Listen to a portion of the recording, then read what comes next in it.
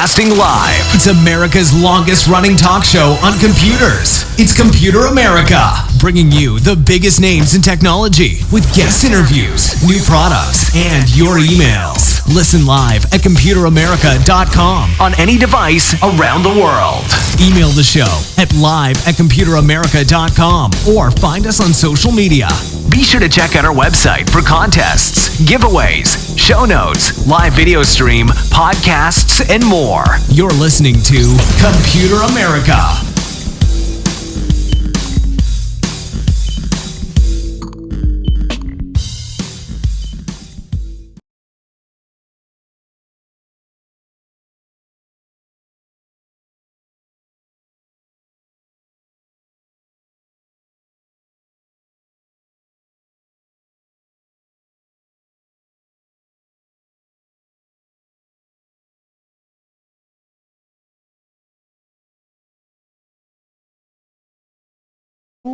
There we go. Hello and welcome into the Computer America Show. We are the nation's longest running, nationally syndicated radio talk show on computers and technology. Thank you for joining us. I apologize for that. Everyone, welcome into the program. Hopefully you're having a great day.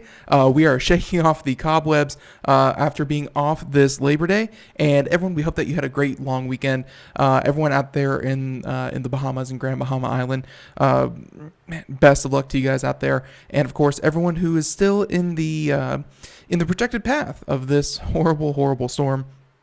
Everyone, hunker down, shelter up, and really just everyone just be safe. So everyone, welcome into the Computer America Show. Today, well, normally we would have our Gamer Tuesday segment, but because of a rescheduling, we will be doing computer and technology news, and we have a ton of great stories, so everyone, you're going to want to stick around for that. Now, first things first, computeramerica.com. That's where you'll find everything, including the show notes, past shows, future shows, live video stream, contests, articles, reviews, and more. Anything and everything that you expect from Computer America can be found at our website, computeramerica.com. While you're there, also be sure to find us on social media. We have links everywhere to there. Find us on YouTube as well, and you can subscribe to us there. And really, wherever podcasts are heard, you can find us there. But if you're listening to us live on IRN, we thank you so much. We appreciate that. And hey, let's go ahead and get into today's program. So as I said before, computer and technology news, and that is, of course, brought to you by Computer America. Let's go. Unfortunately, just as I said that, let's see. Oh, wait. Here we go. We're good.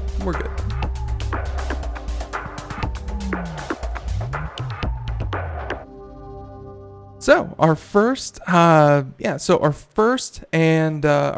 that we have, and we have a ton of different interesting ones. Let's go ahead and talk about one of my favorite things. And speak of the devil, new publications. So I haven't had a chance to mute this one. Autoplay videos, they are the bane of my existence. But this particular one here, and actually it's going to start again, so let's go ahead and mute that. This has to do, and this is from TechRepublic, and it has to do with one of my favorite subjects, and that is standardization. It's such an important thing for technology, because if you aren't careful, you end up with everything from FireWire to USB to Lightning to just all these different standards and cables, and I'm sure that we all have these boxes somewhere in our homes or out in the garage or somewhere that's just full of old cables that you never know when you're going to need a very specific one. Standardization kind of takes that out, because hey, it means that you can really just anything works with everything, and it's a wonderful system. Now, USB. Looks like we have a new standard that should be rolling out next year, and we also get to hear about the capabilities of what this means. The improvements of USB 3.1 have, we talked about this on the program, where it's faster, it allows better battery charging and more electricity to run through it, faster data rates up and down, and simultaneous. These improvements, when they happen across the board, it's a wonderful thing. So let's go ahead and get into this. Again, TechRepublic, USB IF, or the International Foundation, to continue confusing name scheme with USB4 Gen 3x2. So USB4 Gen 3x2. So remember it. USB 4 will be formally published at the USB Developer Days Seattle on September 17th, and the USB Implementers Forum is expected to continue the widely maligned naming scheme for USB speeds. And they said that, and of course that was after they introduced not just USB 3.1, but USB 3.2. They said that as a quick recap, USB 3.1 Gen 2 increased lane speeds to 10 gigabits per second. Of course, that means that you could, there's a lot of bottlenecks when you try to transfer data. If you try to do it over a network connection, the bottleneck could either be the upload server or it could be your own internet connection. There's a lot of bottlenecks. When you do it from hardware with a wire, the bottleneck could be your motherboard, the bottleneck could be your hard drive, the bottleneck could be the cable that you're using, hence, the reason to always get the latest and greatest USB cable that you can find. But one less bottleneck is a great thing. And so that doesn't mean that you would be exactly able to transfer everything at 10 gigabits per second, but you'd allow multiple programs to be able to use the same cord, and a maximum throughput of 10 gigabits per second just means that there's just one less piece of the puzzle that you really have to worry about. Now, they said that this current one, USB 4, which is not written as USB 4.0, will reach speeds of 40 gigabits per second, doubling the speeds again. USB 4 was first previewed in March when the USB promoter group announced that USB 4 would be based on Intel's Thunderbolt 3 specification. There you go. They said that once the specifications are released, there will be a new round of confusion. It's going to be USB 4, but you have to qualify what USB 4 means because there are different grades. They said that by definition, it has to be at least Gen 2 by 2. So it will give you 10 gigabytes per second by 2, so 20 gigabytes per second. Then there's going to be USB 4 Gen 3 by 2, which is 20 gigabits per second per lane. 20 by 2 will give you 40. And again, these lanes essentially meaning that you can have one device uploading and one device downloading at the same time. It can go, you can do 20 gigabits per second up and down at the same time. It's not that they have to share that bandwidth between them. So that's good. Now, and this article gets pretty deeply into the idea of the naming schemes, in what universe that they make sense. But just suffice to say, lately, like the latest current thing that you can buy is USB 3.2. That's the best you can get right now. And all it really did in the difference between 3.1 and 3.2 is that it added a second lane. And it implemented the ubiquitous USB-C interface, the one that it doesn't matter which way you plug it, upside down or right side up. That's what it really introduced. And of course, there's more that the Thunderbolt 3 specifications implement, including things like it's capable of driving a 4K monitor at 60 Hertz, as well as external desktop class GPUs that can be used to bolster the graphical capabilities of notebook PCs. And of course, they will inherently have the ability to deliver up to 100 watts of power. That's why I love this kind of stuff, is that everything across the board that can utilize this standard, and people who make technology love developing to standards because, hey, they don't have to worry about compatibility. They don't have to worry about, confusion in the marketplace, although the naming scheme is confusion enough. But if they can just design to the specifications of USB 4, that means that, hey, you're going to be able to run almost any kind of monitor. You're going to be able to support PCIe 3.0 and DisplayPort. You're going to be able to support 100 watts of power, so things are going to charge a lot faster. It's just good all around. And of course, faster data speeds, through. Now, there you go. So I think we're going to go ahead and drop it there, but just know next year, USB 4 Gen 3 by 2 is coming. So there you go. Okay, so there's our first story. Let's go ahead and continue on. Many others. How about we discuss, and we actually have like a couple that are related, although I'm pretty interested in this one. This is something that we've talked with our security, actually with a number of our correspondence because it really does kind of span the different areas of technology. So yeah, they said that this is the first time it's ever happened, and I do find this pretty interesting.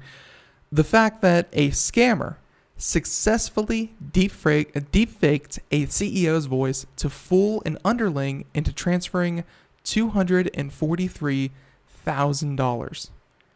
And this is an audio deepfake. So, of course, we've covered this with Dariush Derakhshani, who's our graphics correspondent. We've talked about the video deepfakes.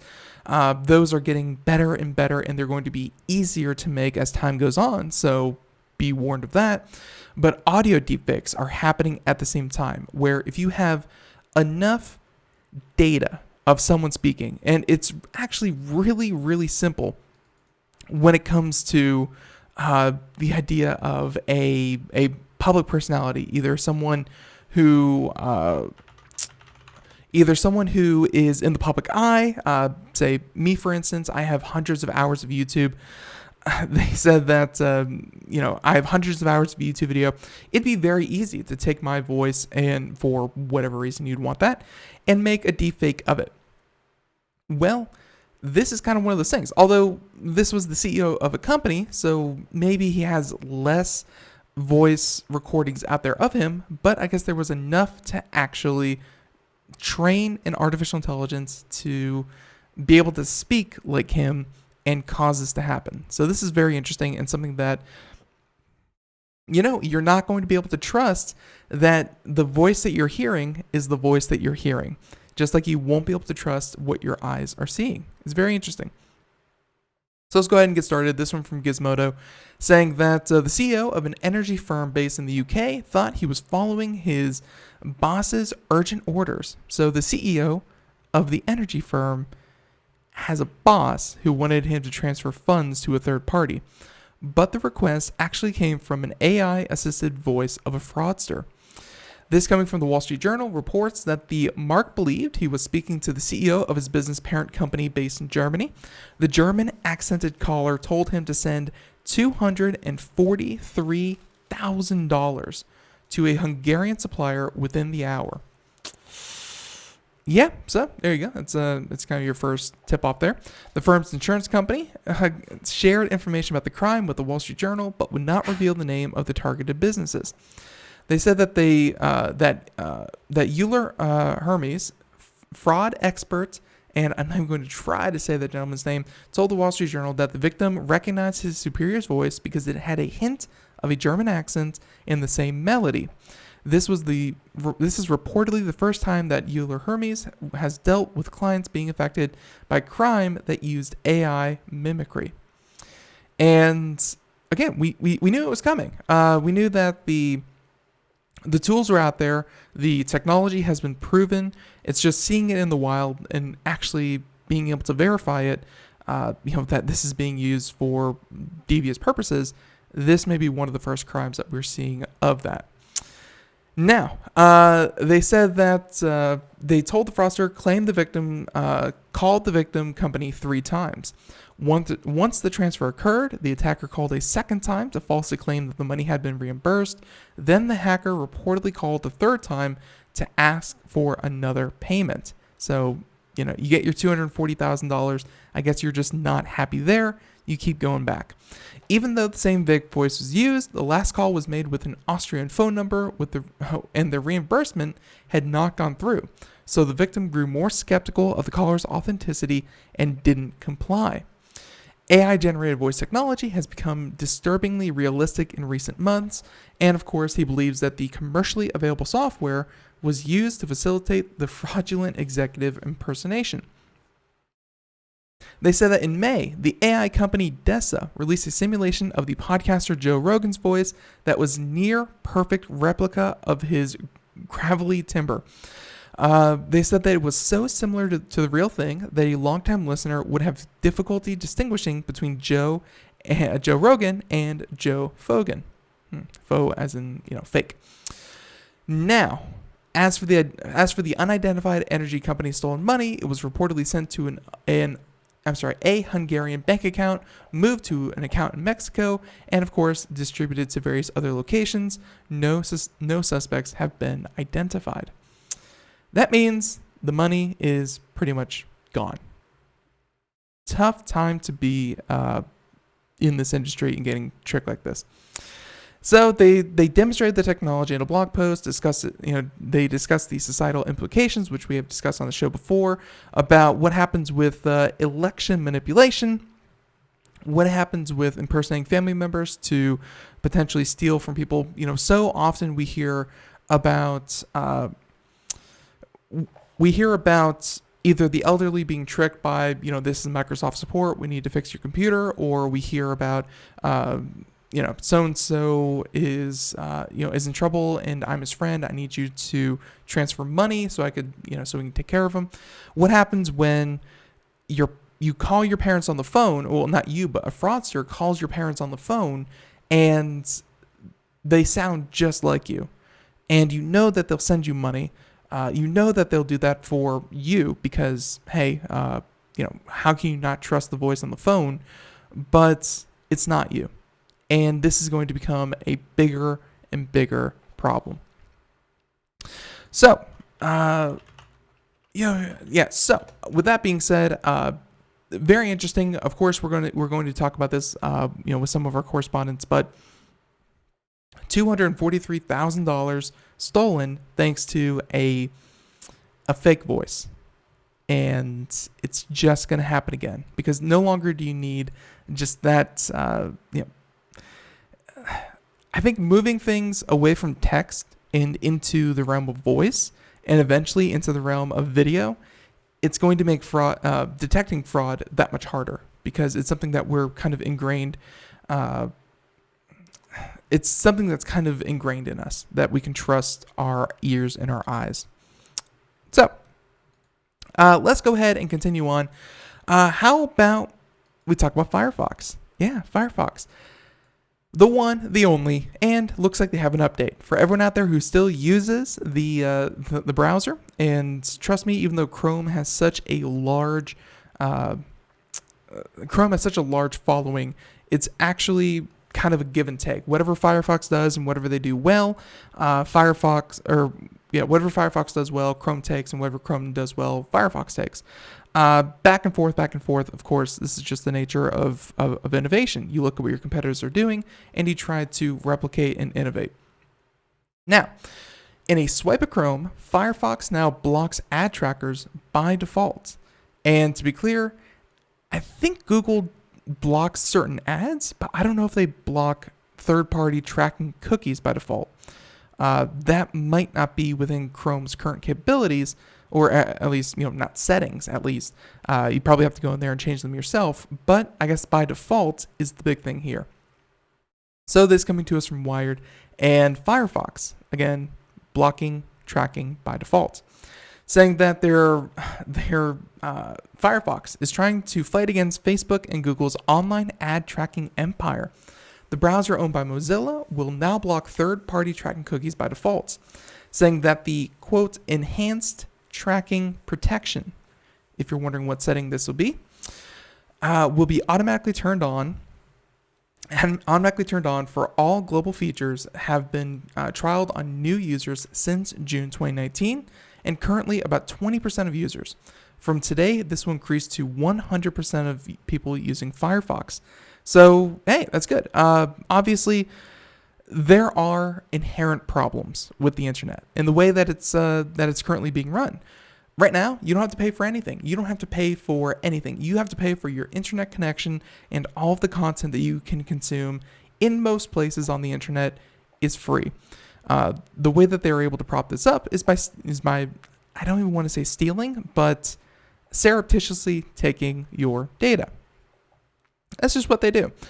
I think this was kind of caused by both sides. The consumer side saying, I'm not going to pay for this. I'm getting it for free. Why would I ever want to pay for this?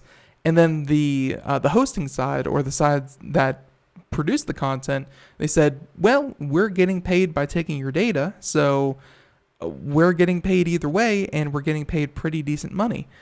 This is a good thing. Now we're starting to see the cracks in that system. where people are getting more and more uncomfortable, where before it was just your IP address, how many unique users, what time did you log in, pretty basic stuff like that back in the late 90s, early 2000s.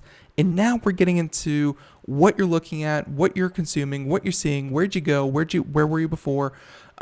Really, you can almost pinpoint an individual based on their browser history. It's creepy accurate. And that's where we're starting to see the problems, where people are getting uncomfortable with the amount of data that is being harvested from them, but they're still in the camp of, I will not pay for this content. The two ideas are not impossible, but they're starting to show that incompatibility. And of course, whichever side you kind of take up on this, Firefox, I can see why they, kind of want to take the other side of this system. And, as much as Google and Facebook thrive on the data that they collect, Mozilla is more on the side of privacy and consumer protection. So that's good. Now, they said that also blocked by the new protections are crypto miners, which of course is a type of malware that infiltrates your computer and leeches computing power and battery to mine cryptocurrency. The interesting thing about crypto miners is that they could actually inject code into your browser. So it's not even like there would be a .exe that would be installed on your computer and then, you'd be infected, but just little scripts in the background of web pages would be able to take your computer's resources, or limited resources if you're not using a very good computer, and of course cause a lot of problems for those users with lesser computers. Let's just say lesser computers. You could cause problems that it would cause them to be slow, sluggish, crash, just overall very, very poor performance for something as simple as browsing the internet. Again, it's interesting because it didn't take any kind of, click OK to install this malware. No, it just happened in the background, and the only way you would recognize it is that your browser would suddenly take up, 50, 60, 70, 80% of your system's resources to mine cryptocurrency. And if you weren't paying attention, you would just say, man, the internet is slow today, what's happening? And they'd be able to do it. So I'm glad that they're able to, turn this on by default and running or blocking those background scripts. Now, they said that currently users are being taken advantage of and being left out of that value exchange. They're tracked across sites by entities which they never interact with. What they're, of course, referring to are third-party trackers. The fact that these companies, when you're being tracked, it's not even that you are making a deal with, let's say, Computer America and, wherever else you visit, but it's whatever third-party ad tracking happens in the background. Although I will say that if you visit Computer America, we use Google AdWords or AdSense, Google AdSense. So, if you want to know where we're coming from. But yeah, so they're saying that, companies and organizations that you never even have any kind of interest in working with or submitting your data to are actually collecting the most data on you. They said that build for future updates is a default restriction of fingerprinting scripts, which snatch a small snapshot of your computer's configuration when you visit a website and use it to track you across the web. Saying that, for example, gleaning information such as what device you're using or even what font you have installed can be leveraged to create a unique identity for your online behavior to be stored against it. Currently, users can insulate themselves from fingerprinting in Firefox by enabling the strict mode. However, in the future, the company expects this to be turned on by default as well. So that's pretty new information to me. Where of course, the idea that your computer doesn't really change day to day. You don't get a new motherboard. You don't get a new, new types of RAM. You don't get a new operating system daily. So they're able to construct a profile on you based on components of your computer that you never change. So that's pretty interesting. And by the way, Melter Snowflakes in the chat room, you shouldn't need a $2,000 computer to run a free browser. I completely agree. It's just that when you have less of that headroom, when these kinds of scripts in the background that run cryptocurrency mining or other nefarious processes happen buried within the browser, you're going to be more affected by it. I'm not saying that you should get a better or a more expensive computer just so you can insulate yourself from malware. It's just that malware is going to affect those computers more, and of course if it happens. So hey, personally, when it comes to this, I use an ad blocker, for all of our friends at the show and all these publications that, we kind of share here on the program. We try to, disable our ad blocker. And I will say that I also use an add-on for Chrome, and I'm sure Firefox has it as well, where it's a script blocker, where you can actually block scripts as well from running.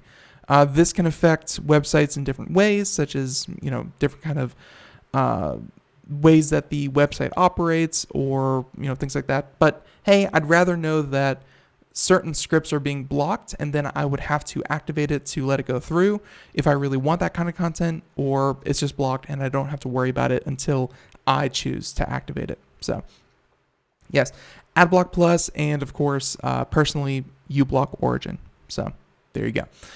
Now, Firefox has long tried to make privacy its USP, while Google has forged ahead to a 70% market share of the web browser usage on desktop. Firefox has a 10% share of browser usage, and this most recent update shifts the service more firmly at odds with Google and Facebook.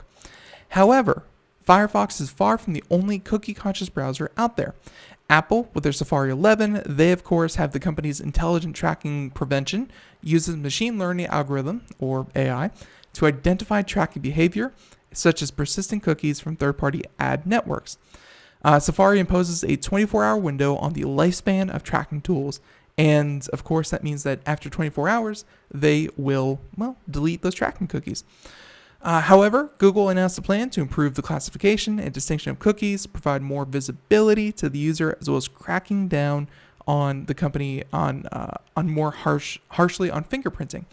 Essentially, it's kind of an arms race. Ad companies and data collection companies, they support a lot of content out there, and as with any other industry out there, they're going to want to keep their revenue. They want to make more money, not less money. And even though browsers and consumers, Google, Firefox, Apple, Opera, so on and so forth, even though they would all like to champion the rights and privacy of their users, they still need to use ads because it makes so much money. So it's this kind of game of cat and mouse where the advertisers, they will do anything to keep the data flowing.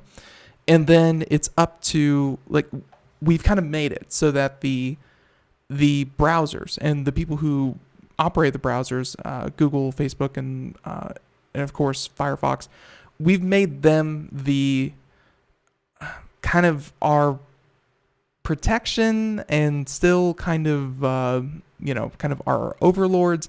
At some point, we said, you guys have to figure out how to keep us safe.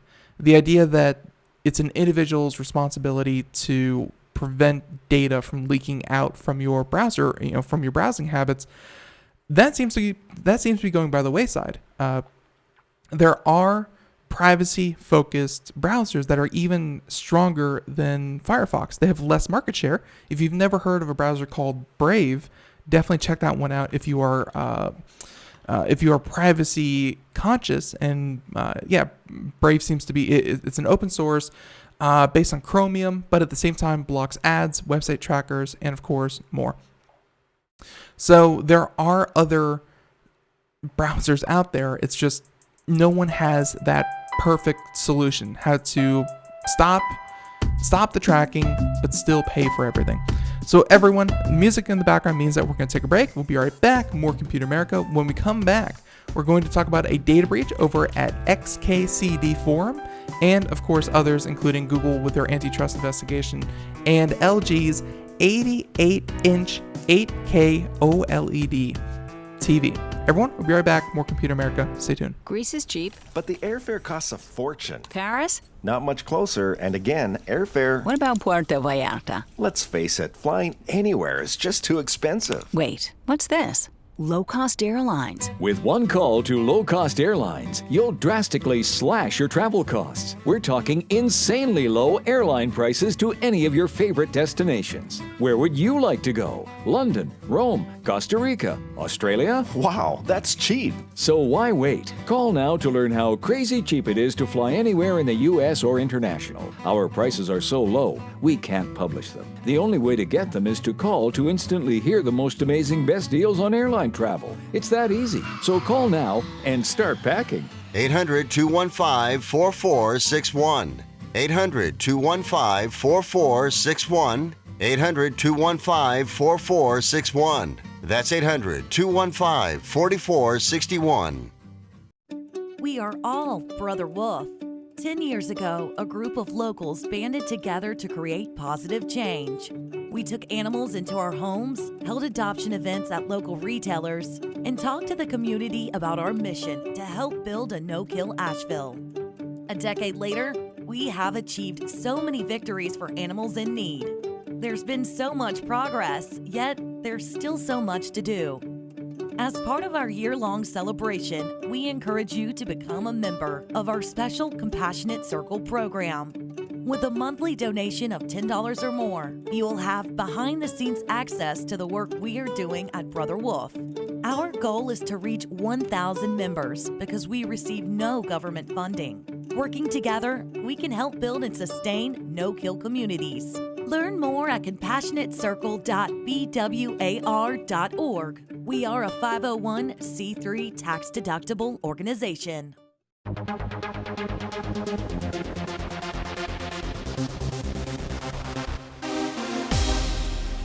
And welcome back to the Computer America Show. It is 32 minutes past the hour as we continue on here. Everyone out there, thank you so much for tuning in. And of course, if you missed any part of the program so far, you can, check out wherever podcasts are heard, Computer America. Just search that. We should come right up.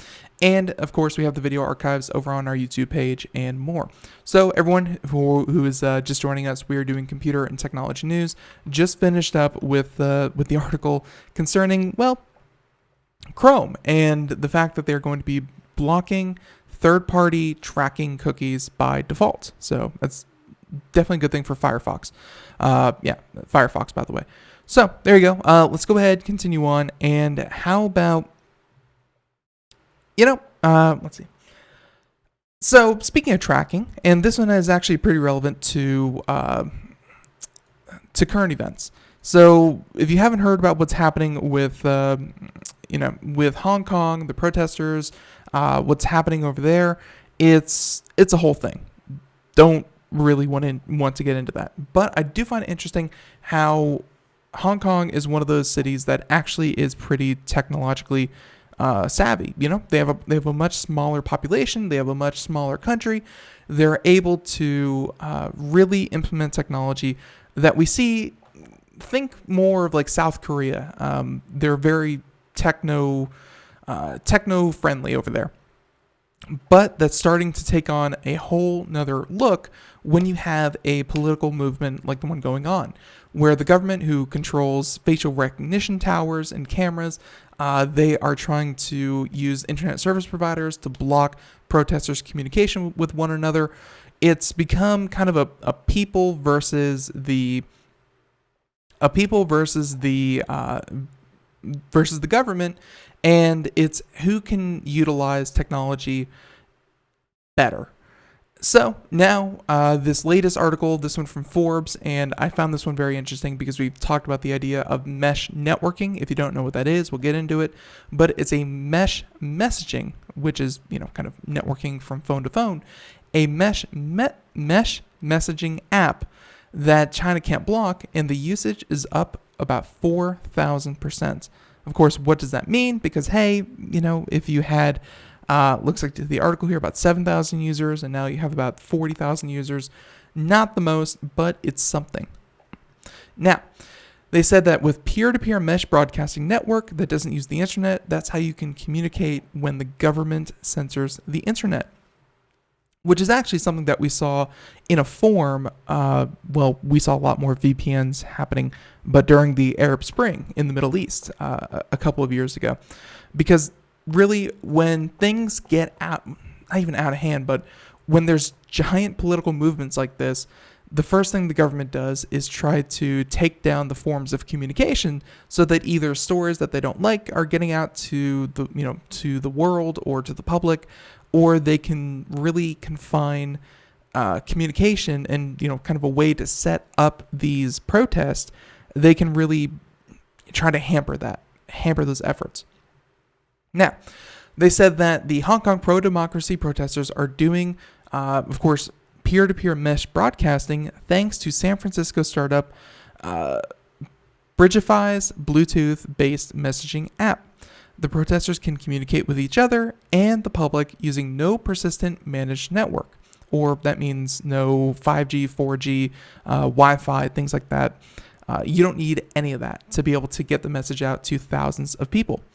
And they said that Bridgify downloads are up almost 4,000% over the last 60 days. And that is, of course, to Apptopia and their estimates. And by the way, Apptopia is just kind of a metric company, so this isn't even 100% accurate, but it's something. It's an approximation. Now, the app can connect people via the standard Bluetooth across an entire city thanks to mesh networking. Chatting is speediest with people who are close, of course, within 100 meters, but you can also chat with people who are further away. Your message will simply hop via Bridgify's users' phones until you can find your intended target. So essentially, hopefully your encrypted message would transfer from phone to phone to phone until it would eventually find its way to you. That you can see why this wouldn't exactly replace standard 4G, 5G, whatever. Because, if it takes, 20 seconds for this kind of, or 20 seconds up to a minute for your SMS text to go through, as opposed to almost instantaneously through a persistent network, it's not a 100% sure solution. But it's better. It's definitely better than nothing. And that's where they were at before with the government censoring the internet and the messaging apps, including WhatsApp. Now, the app, they said that while you can chat privately with contacts, you can also broadcast to anyone within range, even if they're not a contact. That's clearly an ideal scenario for protesters who are trying to reach people but cannot use traditional SMS texting, email, or the undisputed Uber chain of app, WeChat. So they said that they are all being monitored by the state. This is something that, obviously is unmonitored and, unmonitored, and you can't censor it. And when you have the massive protests, if you've seen the videos, if you've seen the photos of these protests, even if you only had a couple people using it within that massive crowd, you'd be able to get the information out to at least a couple of these people anytime, anywhere, and you don't have to rely on these censored and monitored communication platforms. So I found that very interesting. This is almost like the ideal use case. You can also see where it'd be useful for other forms of large gatherings that networks could start to be congested. Because even if you had, let's say, 100,000 people protesting out there, if they all tried to take out their smartphones and tried to take pictures, send pictures, receive phone calls, make phone calls, the networks themselves would just get overloaded and you couldn't actually get a message through. So this is not just saving their communication from themselves, but also from a government who does not want them communicating. So found that very interesting. And again, what's happening over in Hong Kong, that's, boy, what a mess. Let's go ahead, continue on here. And how about, I'm actually interested in this one. It's not often we get to talk about hardware nowadays because hardware is generally almost exclusively reserved for the holidays. A new TV, a new computer, new graphics card, so on and so forth. We don't hear about this kind of thing too often. But looks like we have a new, check this one out, 88-inch, 8K OLED TV. Remember when 4K was all the rage? Yeah, that was so a few weeks ago. Now we are fast heading into an 8K OLED. That's right. They said that, and of course, they introduced something a little bit smaller back in January at CES, but this is their new massive television.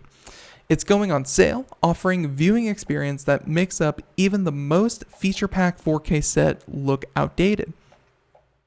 The 8K trend has arrived in force this year, with manufacturers racing to create the new resolution of 7680 pixels by 4320 pixels. 4K isn't just, so 4K isn't just twice 1080p.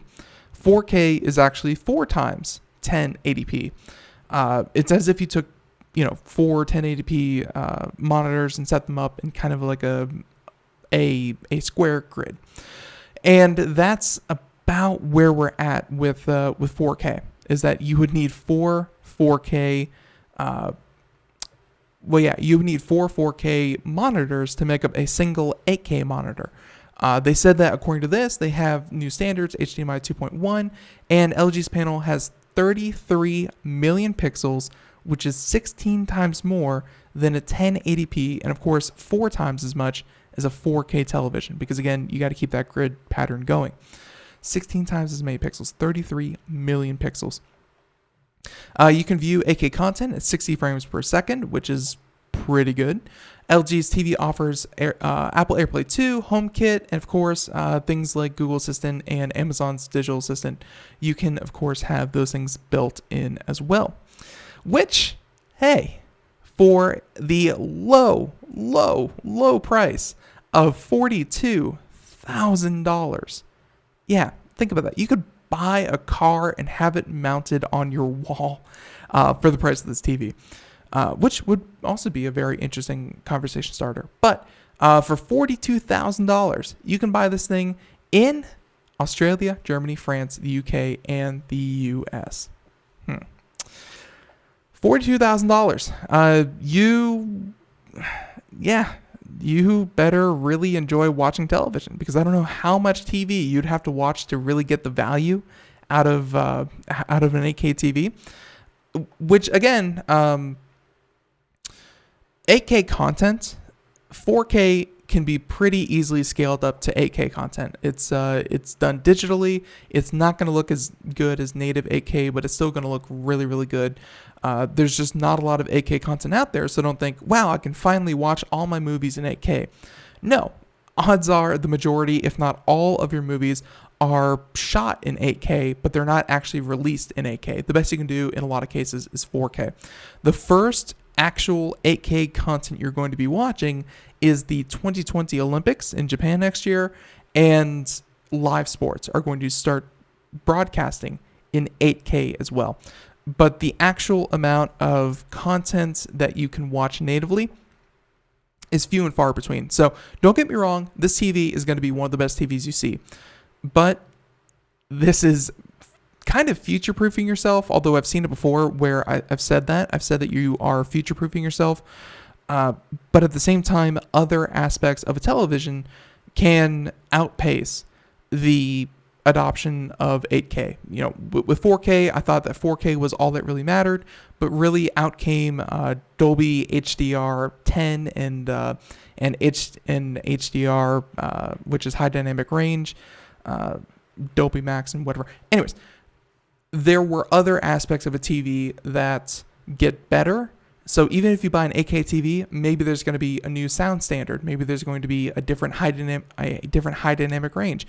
Maybe there's going to be some advancement in the actual OLED technology that these things are made of.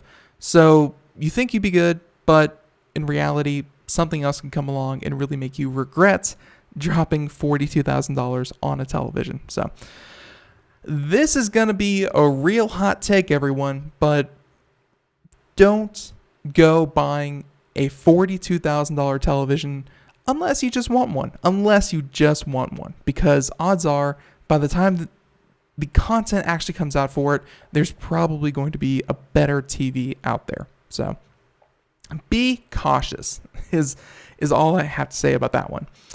So, and by the way, just like Fort in the chat room said, some people don't even have an 88-inch square space in their home to put this thing, because this thing is massive. 88 inches diagonal works out to something like a 7-foot wall is now dedicated to a television. That's a big hunk of real estate in your home for, even though it's completely flat and thin screen, thin bezel, all that good stuff. That's still a huge chunk of your wall to dedicate to a television. So again, hey, be cautious. So there you go. Let's go ahead and continue on here. More computer technology news. And man, this hour is flying on by. This is a story that I really want to keep a close eye on because this is, even though Google is the one in the headline, Amazon, Facebook, Apple, Microsoft, any large tech company you can think of, maybe throw IBM and others in the same group, in the same category, they're all going to be investigated for this, and I'm very interested to hear what's going to happen. So Google could soon face another antitrust investigation, saying that more than 25 U.S. attorney generals are expected to announce the investigation next week.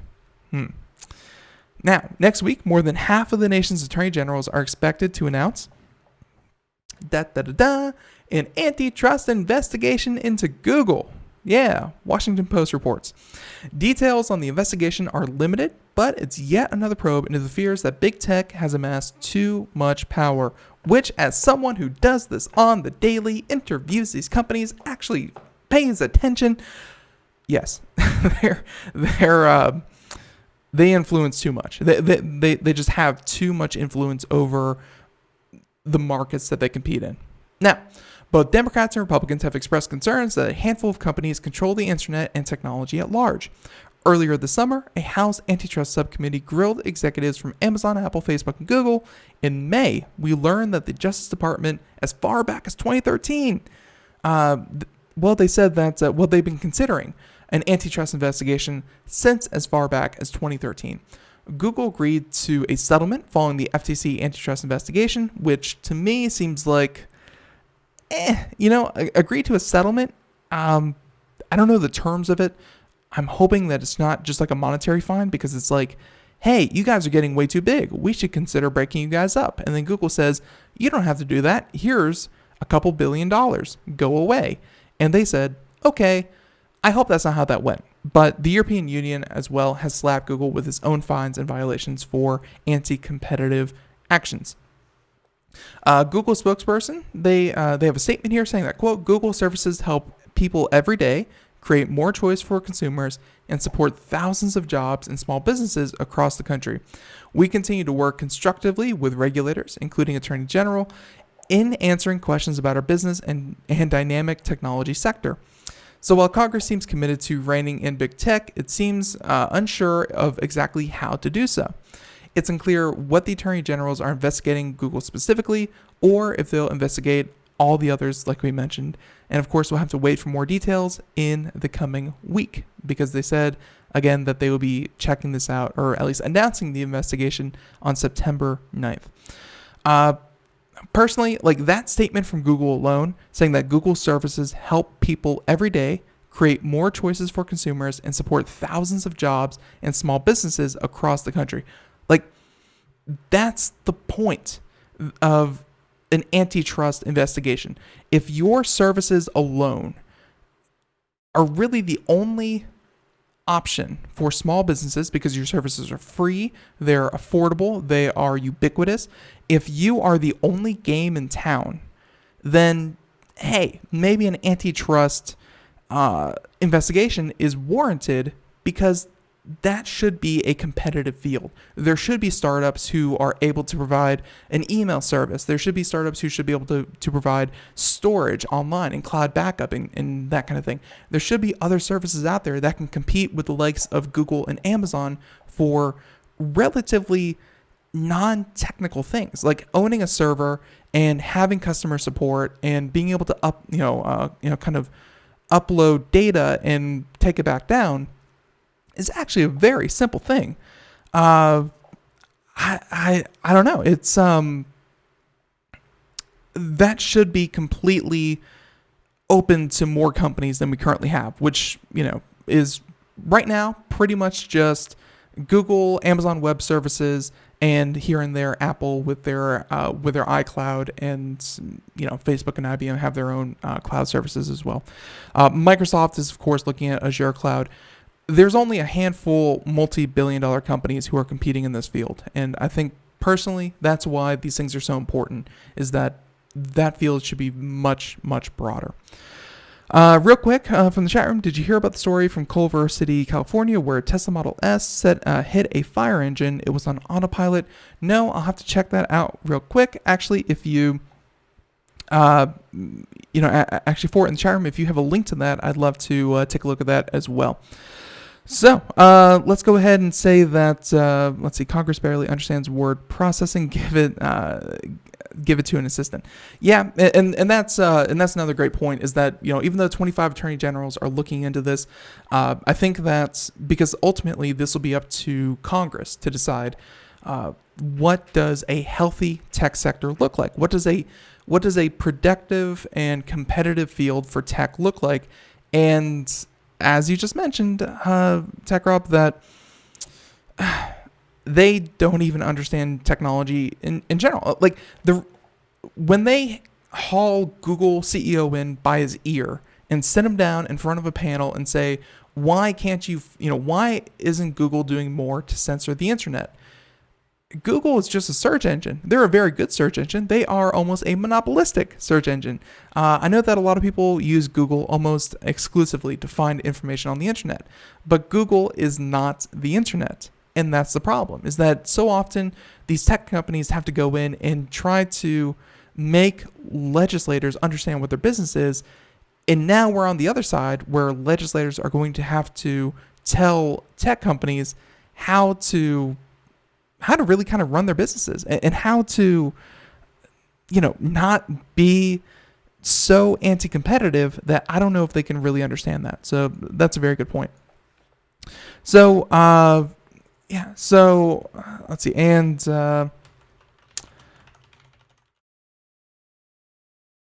we'll go ahead and check that out. So actually, I'm going to Google one story real quick. I apologize.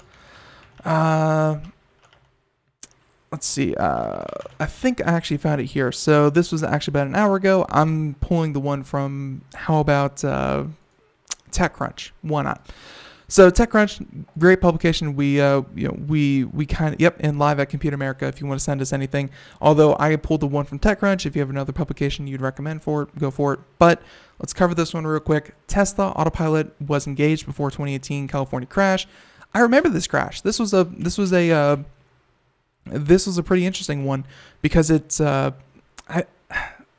this the one where it crashed into a fire truck that was on the side of a highway, and it killed the driver, and really it should have been preventable by either the driver itself or the autopilot system.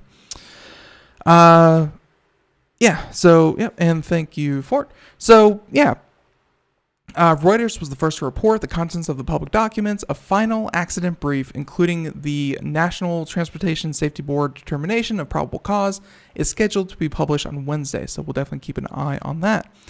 They said that earlier last year, January 22nd, 2018, if you don't recall, Culver City, California, the Tesla had autopilot engaged for nearly 14 minutes when it struck a fire truck that was parked on Interstate 405, which, yes, I'm remembering now, it was a fire truck that was responding to another accident that was in the, that was blocking off the highway. And, Tesla Model S versus a fire truck, not going to be a good thing for the Tesla driver. They said that Tesla has not commented on the report. TechCrunch will update if the company provides a statement. The report found that the driver's hands were not on the wheel for the vast majority of the time, and they have received numerous alerts. Autopilot was engaged in the final 13 minutes and 48 seconds of the trip, and the system detected driver-applied steering wheel torque for only 51 seconds of the time. Which, hey, Autopilot, unfortunately, people assume too much of the technology. It's meant to be kind of like a supported lane assist. You still have to be very aware, but hey, people get complacent and they will completely not pay attention to the road, which is kind of one of the things we've seen here. Yes, and by the way, we'll talk about the videos in just a second. But here we go. Some of the other findings include, first point, the system presented a visual alert regarding hands-off operation of Autopilot on four separate occasions. So about every 4 or 5 minutes, the car said, "Hey, you need to, pay attention." The system presented a first-level auditory warning on one occasion. It occurred following the first visual alert, and the longest period to which the car did not detect any kind of sensation from the driver touching the wheel was about 4 minutes.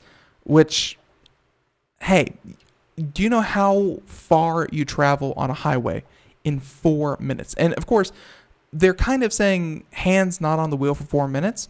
That could very well be eyes not on the road for 4 minutes. That's, I guess, what they're kind of assuming there is that, 3 minutes and 41 seconds of not touching the wheel means that there's a very strong possibility that that's 3 minutes and 41 seconds of the driver not paying attention at all to the road in front of him. Not even Tesla is recommending that you do that. They still recommend that you sit there, that you hold the wheel, that you stay alert, ready to take control of the vehicle at any given point. But looks like he wasn't doing that. So, and of course, in the chat room, if you're not there, everyone, hey, join us in the chat room, twitch.tv/ComputerAmerica. The videos that we've seen of people actually asleep behind the wheel of a Tesla and its Autopilot, Tesla has responded to those. And they said that they're very proud that people who fall asleep behind the wheel don't crash. Like, they take that as a point of pride because, hey, if you were behind the wheel of a standard car and you fell asleep, you'd be dead or you'd kill someone. It would be a guaranteed crash. And Tesla sees this as a very important feature because the car can then move over to the shoulder, have the driver, safely come to a stop without anyone getting hurt. But Tesla then, of course, responds by saying, they don't say, everyone, go ahead and fall asleep. We got you covered. No, it's more to the nature of, yeah, we prevented a crash, but people should still be very alert when using our product, including Autopilot. And this has been one of the biggest arguments against kind of the soft adoption of automation, where until you get to the point where cars are 100% driving, any kind of assistance, and especially, you can look into the levels of automation, all the way from level 1, 2, 3, and 4. Level 4 automation is completely computer driving. Level 3 automation is something kind of like what we have with Tesla Autopilot, but you still need to be aware and alert, and that's where a lot of crashes are going to start coming into play, where people are going to think that level 3 is up to the standards of level 4 automation. It's just not, and people will be over comfortable or very relaxed in keeping an eye on this kind of thing. So yeah, there you go. And of course, they said that people are too dependent on the assist. I see a big car YouTuber talking about how all these cameras keep you from needing to look over your shoulder. He films it in California, but it's state law to look over your shoulder to have lane changes and lane reversing. Yeah, the more safety features that are going to be in a car, the less people are going to feel obligated to go through all the basic and best practices of operating a vehicle. You just kind of have to hope at some point that the accidents prevented thanks to all thanks to all this automation, lane keep, blind spot detection, so on and so forth. Even though it might make people lazier, even though it might cause accidents in the future, you have to hope that that is less than people who are in cars who don't do that anyways, and they're just getting into accidents all the time. So there's no perfect solution here, everyone. That's about all time we have here for today. If you want to check out more, computeramerica.com, show notes, everyone in the chat room who participated, thank you so much. And hey, we'll catch you here tomorrow, 4 p.m. to 5 p.m. Eastern, Monday through Friday. Have a great day. Thank you. Have a good one. Bye, everyone.